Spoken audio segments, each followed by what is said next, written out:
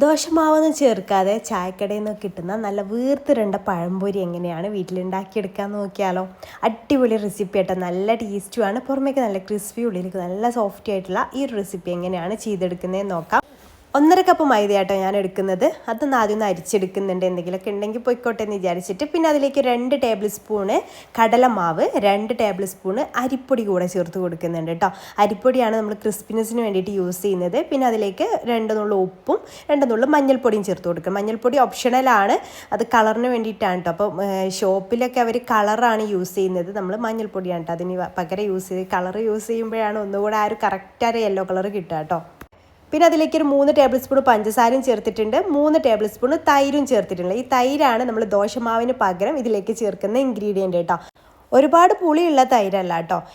പിന്നെ ഇതിലേക്ക് ചേർക്കുന്നത് നോർമൽ വെള്ളമാണ് കേട്ടോ. ആവശ്യത്തിനുള്ള വെള്ളം ഒഴിച്ചു കൊടുക്കുക. അത് ഇതിലേക്ക് ഒഴിച്ചു കൊടുത്തതിന് ശേഷം വിസ്ക് വെച്ചിട്ട് നന്നായിട്ട് കട്ടയില്ലാതെ നന്നായിട്ട് മിക്സ് ചെയ്തെടുക്കുക. ഒരുപാട് ലൂസ് ആവരുത്, അറിയാലോ.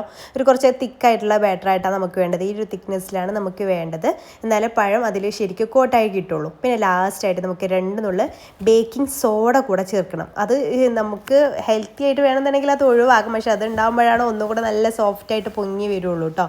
നമ്മൾ കടയിലൊക്കെ എന്തായാലും അത് ചേർക്കുന്നുണ്ട്, അതില്ലാത്ത കടകൾ ഉണ്ടാവില്ല എന്നാണ് എൻ്റെ ഒരു അഭിപ്രായം കേട്ടോ. അപ്പോൾ അതും ചേർത്ത് നന്നായിട്ട് മിക്സ് ചെയ്തെടുക്കുക.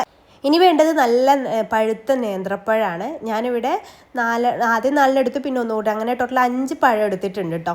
അത് ഒന്ന് ഞാൻ 3 പീസായിട്ടോ കട്ട് ചെയ്തെടുക്കുന്നത്. നമുക്ക് നമ്മുടെ കനത്തിനനുസരിച്ച് കട്ട് ചെയ്തിട്ട് എടുക്കാം. ഒന്ന് ഞാൻ 3 എണ്ണമാണ് എടുത്തില്ല, ഇതുപോലെ നീളത്തിൽ അങ്ങ് കട്ട് ചെയ്യുകയാണ് ചെയ്യുന്നത്. എന്നിട്ട് ഓയിൽ നന്നായിട്ടൊന്ന് ചൂടാവാൻ വെയിറ്റ് ചെയ്യുക. ഓയിൽ പാനിൽ വെച്ചിട്ട് നന്നായിട്ട് ചൂടായതിന് ശേഷം നമുക്ക് ഈ ഒരു ബാറ്ററിൽ ഓരോ പീസ് പഴം ഇട്ടിട്ട് പൊരിച്ചെടുക്കാം. നല്ല മീഡിയം ഫ്ലെയിമിൽ ഇട്ടാൽ മതി കേട്ടോ. ചെറിയ തീയിലിട്ട് കൊടുക്കരുത്, അപ്പോൾ ശരിക്കും കറക്റ്റായിട്ട് പൊങ്ങി കിട്ടുമൊന്നുമില്ല. അപ്പോൾ ചെറിയൊരു മീഡിയം ഫ്ലെയിമിലിട്ടിട്ട് കരിഞ്ഞു പോവാതെ ആ ഒരു രീതിയിലുള്ള ഫ്ലെയിമിലിട്ടിട്ട് വേണം ഇത് ഫ്രൈ ചെയ്തെടുക്കാൻ. നിങ്ങൾക്ക് കാണുമ്പോൾ തന്നെ മനസ്സിലാവും നല്ല വീർത്തിരുണ്ട പഴംപൊരി ആയിട്ട് തന്നെ നമുക്കിത് കിട്ടിയിട്ടുണ്ട്.